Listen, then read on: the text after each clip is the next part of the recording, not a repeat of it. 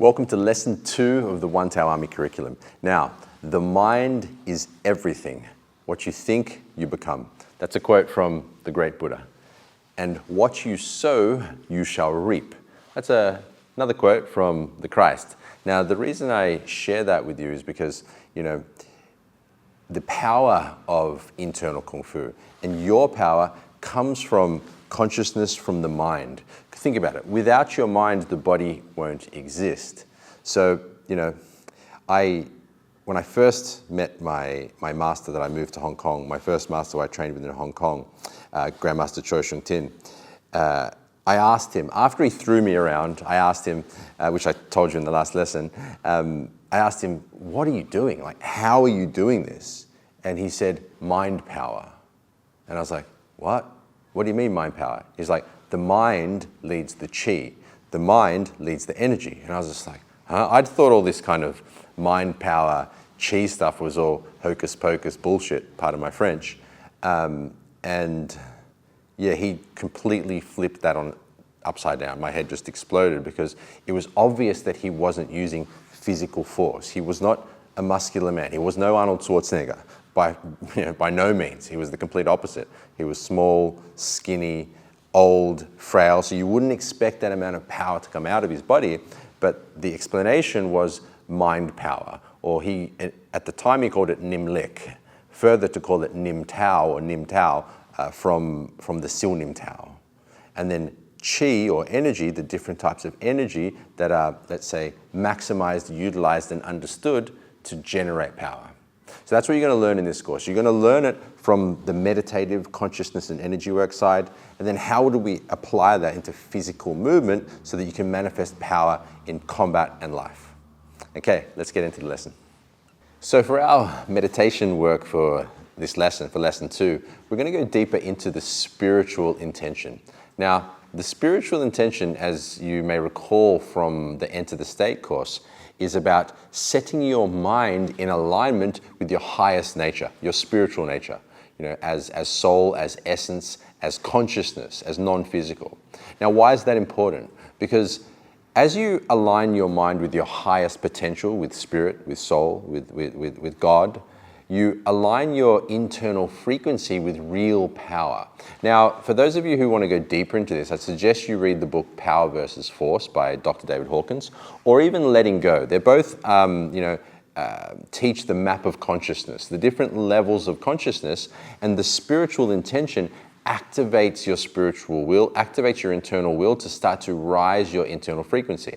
Now, my master, which we spoke of earlier, Choi Shung Tin, who I trained in Hong Kong with, he had a high level of consciousness. That was the secret ingredient to his internal power.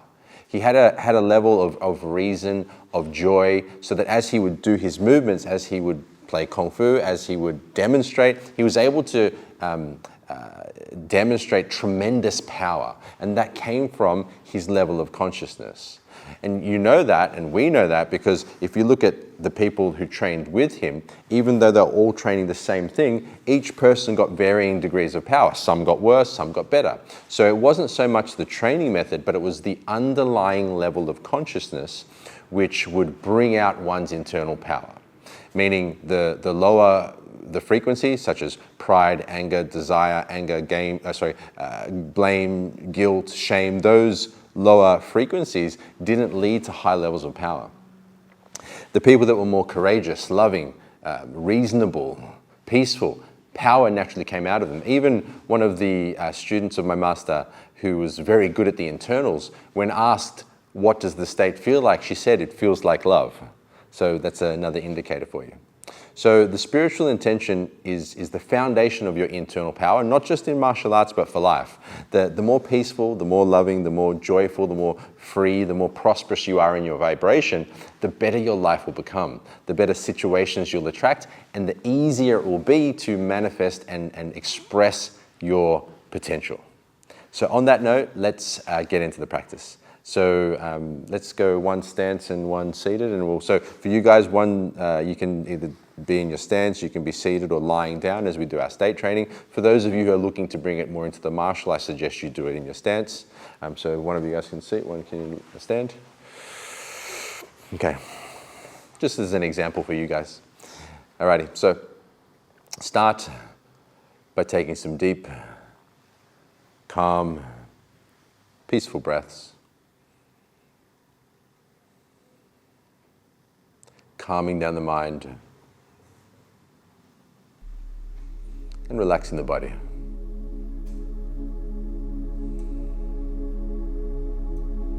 As you breathe deeply, use the breath to bring you into your non-physical nature, so space, frequency, energy, vibration, spirit, consciousness, so non-physical.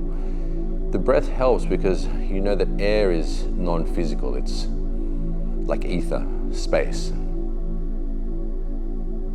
And now as you continue to breathe deeply, bring your spiritual intention into your mind. Peace, joy, freedom, love, prosperity, oneness, courage, enlightenment. Whatever it might be, just rest your focus on the spiritual intention.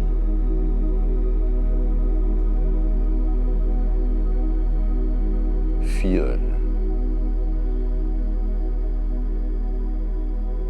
The aim is to access this feeling quality, this vibration. You may feel it subtly or you may really feel it strongly. It really depends. And that can change day to day, so no stress, no strain. Just softly focus on the spiritual intention.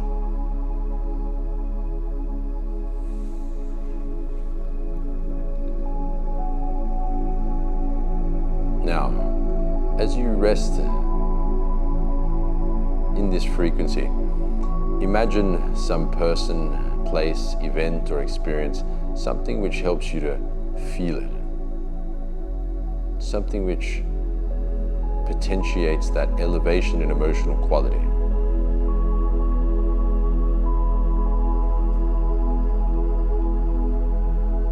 Breathe into that feeling quality and allow it to spread throughout your entire space.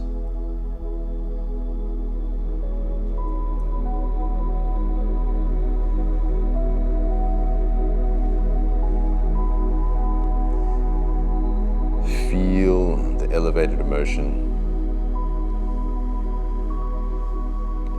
as you rest in your spiritual intention.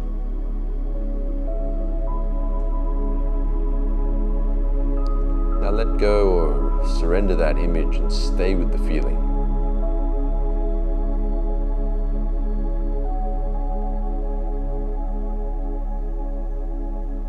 Softly now sense your center. Sense the center of your space, from the earth, through the tailbone, through the belly and the chest, through the neck and the head to above your crown. Sense the center, like it's an energetic antenna that you're attuning with the spirit.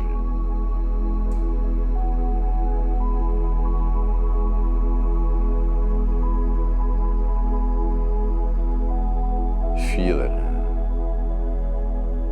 Enter into it.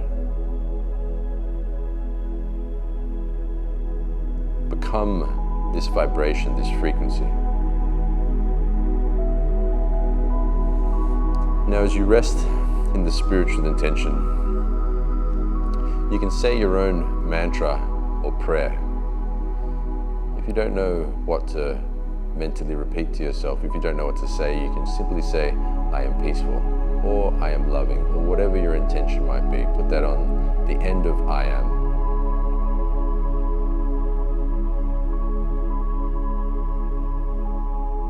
If you find any resistance to that repetition, you can ask yourself, why am I peaceful? Or why am I loving? Or why am I powerful?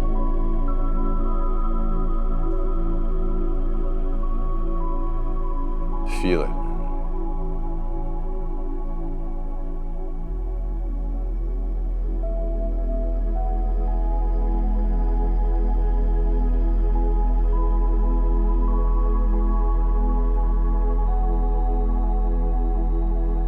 bring this state into our training today. Remember it, activate it, use it throughout your daily life, whenever and however you wish. Open the eyes whenever you're ready.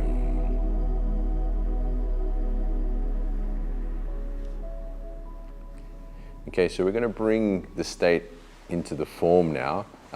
Thanks, Jace, probably don't need you for this. If you want to bring it into the form, great, join along with it, and I suggest you do because it helps bring it to life. If you really just purely only want the meditative practice, then you can click the done button if you're on school. And also, I'd suggest you make a comment on the post below, or start your own thread in the community as well, just to get a discussion going and have any questions answered, and connect with the community as well. So let's bring that state into the form. Maybe you can face towards me so they can see the side view. Start with your feet together. Fists come up to the side as you come forward, point the toes out and the heels out, so you're in your stance now. So you maintain that good activity from the knees and a soft drawing up through the spine. Fists in the correct position here. And then just following through as we go.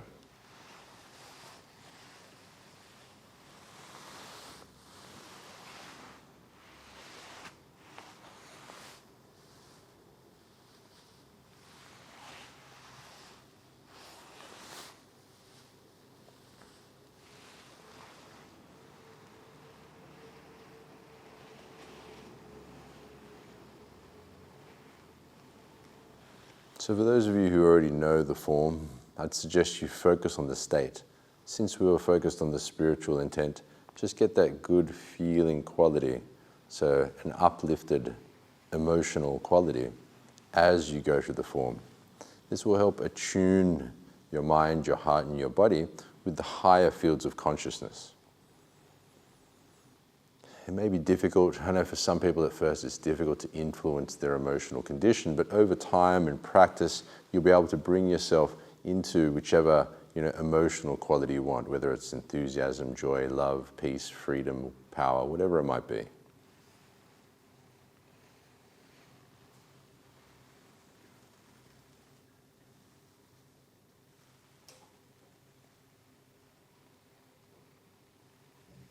So when you practice your form, you can do 3 or 4 Fuk Sao, Wu Sao, just to maintain a nice sense of relaxation, connection, stance and structure.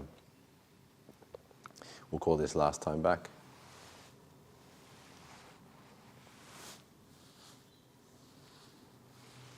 Now we do the same on the other side.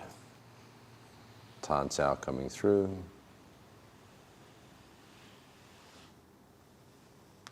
Coming back with Wu Sao. Spine tall, body relaxed, focusing everything forward. For the newer guys, just copy the movements. First things first, you just want to get your movements, the sequence and the shapes correct.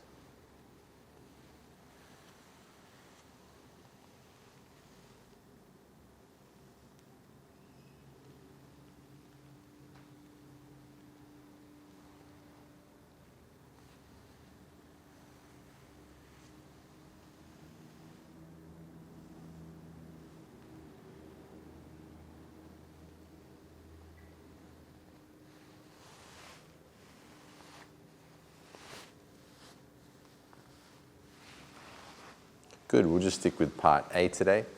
So once again, any questions or comments, you can put it on the post below. Alrighty, so let's move into our exercise for the day.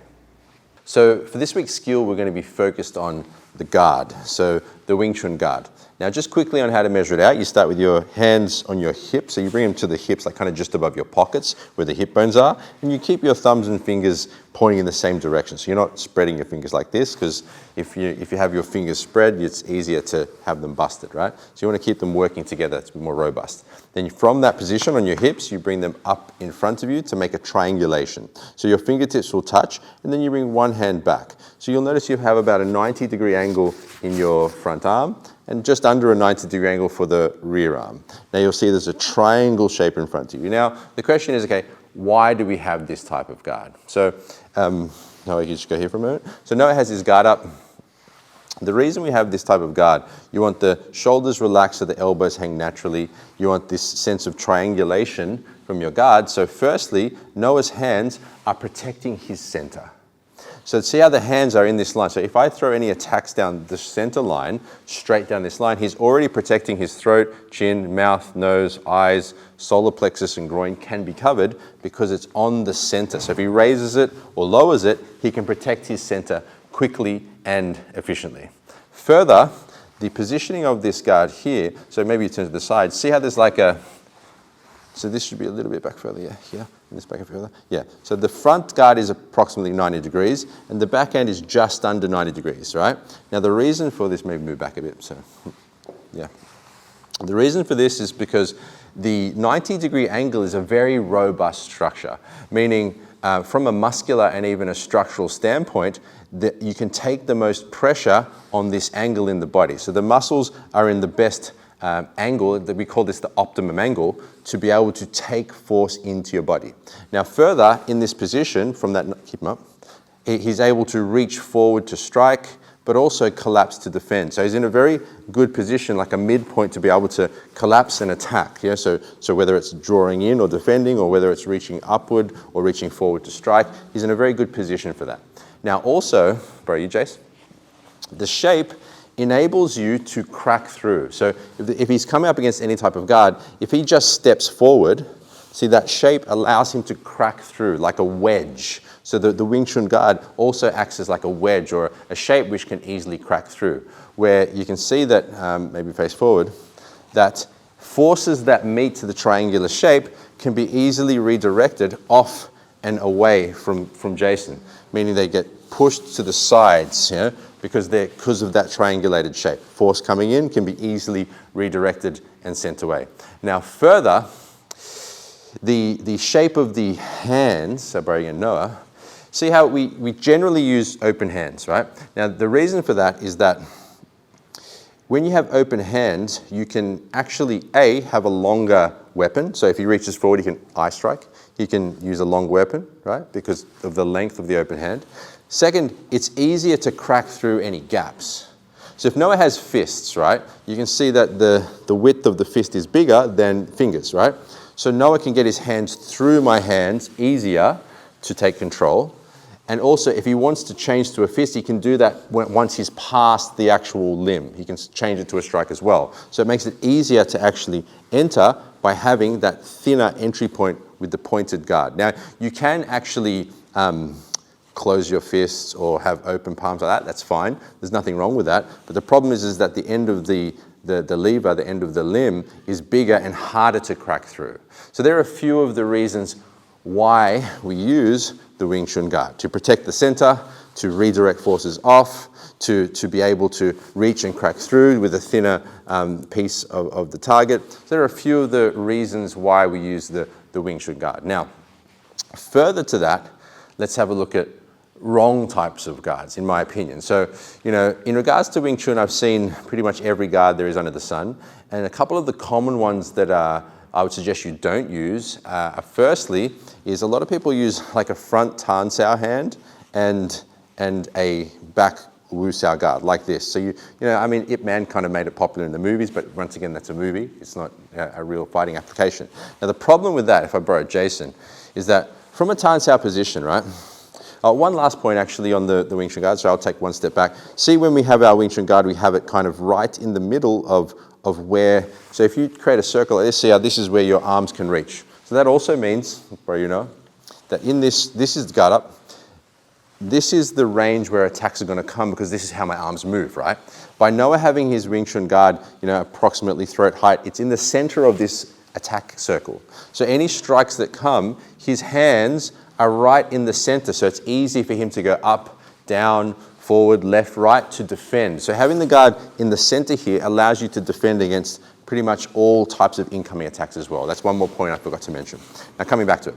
So with the Tan Sao Wu Sao guard, so the palm up guard, the problem with this that I've seen is that, it's quite obvious actually, is that the time it takes for this hand to actually come up to defend is much longer because it's lower. Like if Jace has to reach his hand up from this position, right, it's not going to be effective if he keeps that position firstly. See, I can actually just hit right through it because of the shape of it. It's quite wide open.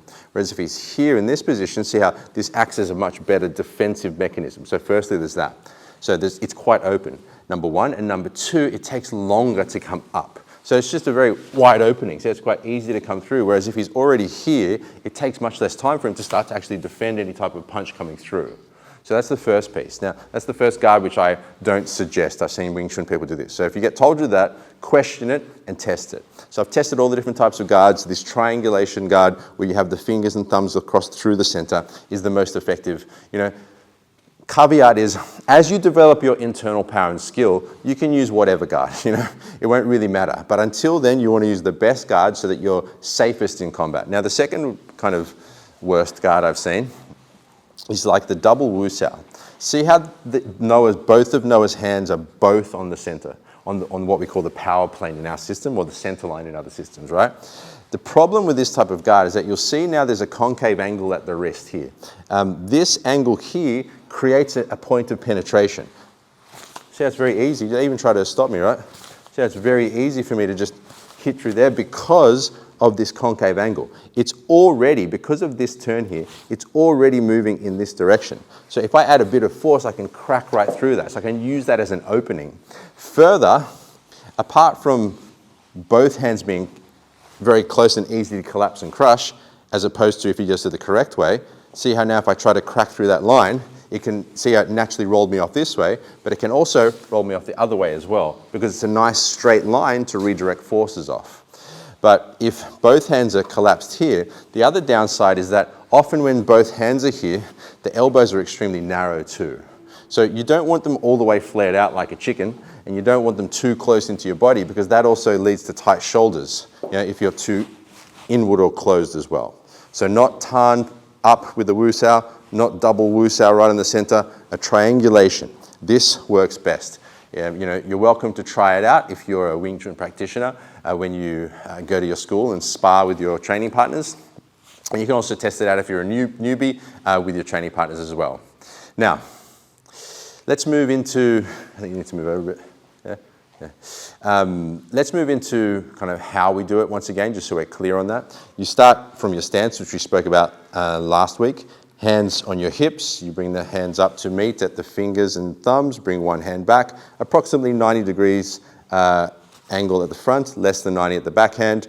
The backhand should be higher than the elbow so that you'll see that if Jason's backhand is too low, I can trap the top hand over the top of the bottom, and that's not good for him, right? So it's better he has this higher, so if I try to trap, at least he has this hand still for back up. So it's better to have this approximately higher than the back elbow, right? So about 90 degrees at the front arm, just under 90 for this one, this hand higher.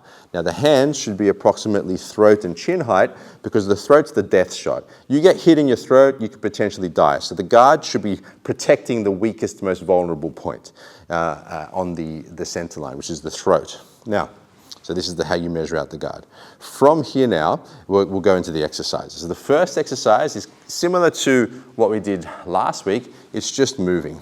So what I'd like you to do is just to start moving. You can move forwards and backwards with your guard. It doesn't matter left hand or right hand, it's up to you. And you can also start putting those diagonal steps in as well. So moving left and right, but you can also just move around freely and flowing. Spine tall, focused forward, keeping the guard on center as you move. So what you don't want is you don't want your legs and your arms working in different directions. You want everything coming together. So now the pointing of the knees and the feet, the pointing of the elbow, keep going, pointing of the elbows and the hands should be coming straight down your center. Now, problem here is that sometimes people start to reach too far out. So see how Noah's reaching too far out. Don't do that. Keep the 90-degree angle. That 90, keep going, guys, keeps that sense of robustness in your structure. You can step backwards and forwards like Jace. Make sure your hands are activated as well, so you still have a sense of activation and length through the fingers and hands. It's fine to actually go double palms and fists, but I suggest you start with the actual traditional guard. It has its value. Checking your feet, checking your toes. Good, so that's the first simple exercise. Now, the second exercise is tracking. Now, once again, you can do this with an imagined partner. So if you don't have a training partner, you can just imagine they're there and just track them, following them, keeping that sense of triangulation with hands and feet. Left hand, right hand, doesn't matter. That can change and develop as you train.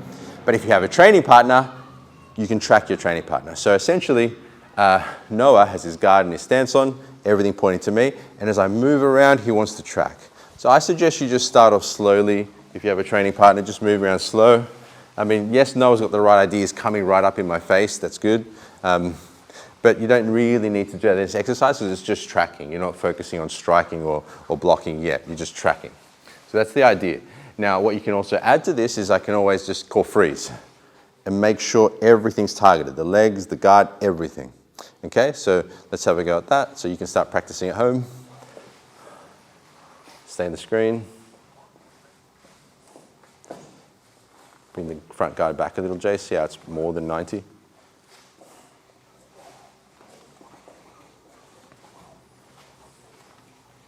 So you're starting to get a little bit woo-sowy with your hands on the, open them up a bit, yeah? Yeah.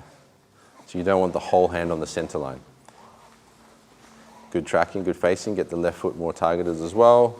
Spine tall. Your eyes, guys, your eyes should always switch roles.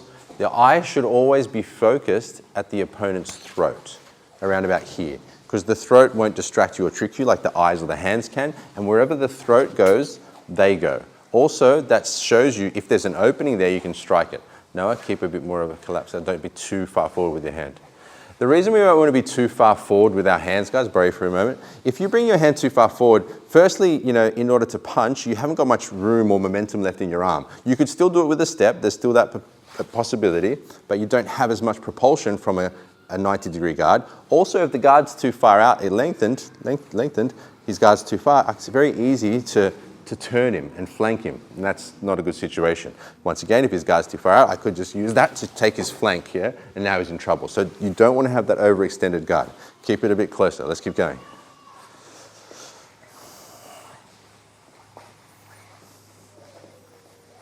Cool, hold it there. And once again, you can call freeze if you're doing it with a partner. Practice this, if you're doing this with a partner or doing this on your own, you can pause the video and practice as long as you like. You don't have to quickly go through it with us, it's up to you. Now, the next exercise we're going to do is pushing on the guard. So as Noah now keeps his guard on and tracking me, so it's the same exercise, but we're going to add pushing on the guard. Now, what Noah doesn't want to happen is if I push on his guard, he doesn't want his guard to collapse. If he collapses his guard, that means he's open to be hit now. We don't want that, obviously. So he wants to keep a sense of robustness. The way to do that is, from the deeper internals, we center ourselves and sense our space. But to make it very simple, just aim your arms forward and keep this space. So just think of, I want to keep this space. So if I put pressure on Noah's space, his body might move back, and that's absolutely fine because he still has this space to defend himself, right? If he lets it collapse, this is not good, right? Now he's getting hit.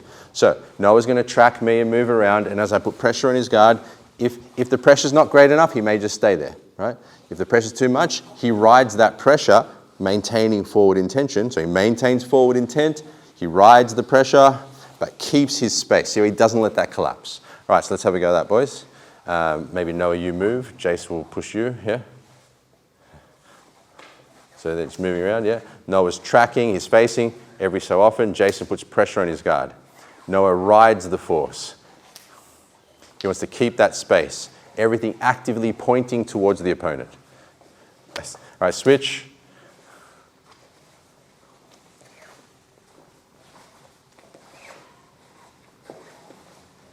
So Jason's keeping that space. It doesn't matter if he gets moved around. What matters is he protecting his space. So he's always got that forward intent. He's always tracking forward, forward, forward, and he rides that pressure, keeping his space. Good. Okay. So now, the next part of the exercise. So Noah keeps his guard up, he keeps tracking me. So we're going into pulling now. So you want to maintain that space as someone pushes on you, but you also want to maintain balance and your guard if someone pulls. So if I pull on Noah's body, he rides that force into me and maintains his guard. This is an exercise, it's a practice. I mean, ultimately, if someone did pull, Noah could ride that into a strike if he wanted, but for now we're just practicing maintaining a solid, robust guard. So Noah keeps his guard and his stance on, he's tracking. Every so often I'm just pulling on his stance, yeah? Pulling on his guard, sorry. Moving, pulling, yeah. Alrighty. Let's have a go. Noah, you keep doing it. Jason will do it to you. Yeah. Just pulling on the guard, tracking and pulling, yeah? Good, switch. So you get the idea. You've done push, now you're doing pull. Bring it back closer this way, gentlemen. Good. Pull just directly back to you. Good, switch back. Now we're going to do push and pull. Yeah, so Jason will push on Noah's guard, but also pull on it as well. So Noah's focused on maintaining everything tracking pointed to the center. Keep the hand activated. Don't turn the left hand off. Keep a 90-degree angle in the lead hand, not too far forward. Spine tall, focused at their throat. Activate the state and the stance. Focused into his center. Good, switch. Bring it back towards you a little bit, Jace. Yeah, good. And you can also start to call freeze as well. Freeze. To check, okay, are they pointed everything towards the center? Keep going. So you can add that in as well if you're training with a partner. Push, pull, freeze. And calling freeze. Cool. All right, bring it back in. So now the next layer of that, or the last layer we're going to work with today, is lateral. So Noah's going to be focused towards me. I'm moving around. He's tracking. I can use the push, I can use the pull, but I'm also going to try to pull him away. I'm going to pull him to the left and right. Noah wants to maintain tracking on me. So you notice how as I try to pull him to the left, he keeps the focus on me. So don't step to the left or right. Stay towards me. So as I try to pull you that way, see how he keeps coming at me and keeps focused at me. So that no matter what the direction that he's getting pressured with, so Noah keeps his guard up, whether I'm pushing on him or pulling on him or moving to the left or right, he maintains his focus. So you maintain connection to the opponent so that your mass momentum, your intention, your energy is always attacking them. For those of you guys who've been training for a while, who are deep into the internals, you can think about your power plane, your center and your power plane focused onto theirs. So that as they make contact with you, you're already offsetting their balance. You're already connecting to them, okay? Alrighty, so let's have a go at that, boys. Push, pull, and lateral. So it's left and right.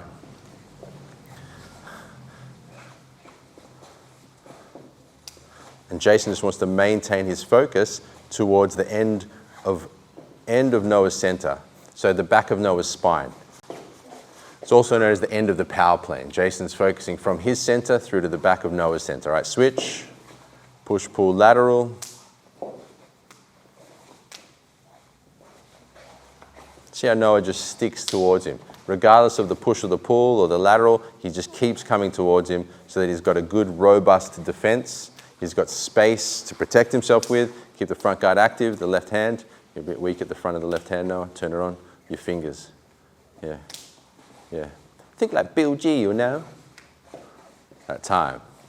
Very good. So that's the exercises for the stance, but also the guard, because the stance and guard, they work together. That's the foundation for your power. The power comes from the state, the energetic condition of power and peace, bringing that state into it. The structure, so the bone structure, which we'll go into later lessons, but also the stance and guard. So that's the state, the structure, and the stance and guard are your foundations. So work on those, train them well, and your Wing Chun will be extremely powerful. Now, if you have any questions or comments, please put them below